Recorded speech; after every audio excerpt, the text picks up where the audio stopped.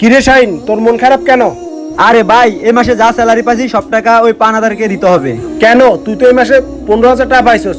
গত মাসে শুনলাম না উনি 10,000 টাকা পায়, আরো তো 5,000 টাকা আছে।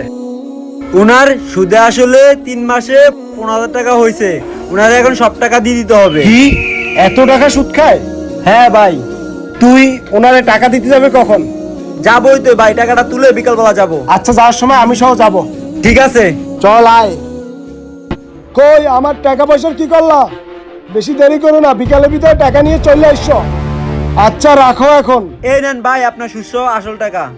ধন্যবাদ ভাই। ঠিক আছে, আবার ঠেকলে ঠকলে আমার কাছ থেকে এসে নিয়ে। ঠিক আছে ভাই। ভাই সাহেব, আপনার জন্য ধরেন এই বিরিয়ানিটা আনছি, বিরিয়ানিটা খান। বিরিয়ানি আবার কেন আনলেন ভাই? ওই না, গতকালকে আমাদের বাসায় একটা মুরগি মারা গেছিল তো, ওইটা দিয়ে বিরিয়ানি প্যাক করছি। আর ভাবছিলাম তো আপনাকে টাকা দিতে আসবে, আপনার জন্য 1 প্লেট নিয়ে আসি। আরে মরা মুরগি, মরা মুরগির বিরিয়ানি? মরা মুরগি তো খাওয়া হারাম। ভাই সাহেব, মানুষটা বিপদে পড়ছে, আপনার কাছ থেকে কিছু টাকা নিছে, এর বিনিময়ে ডবলের ডবল আপনি লাভ নিচ্ছেন।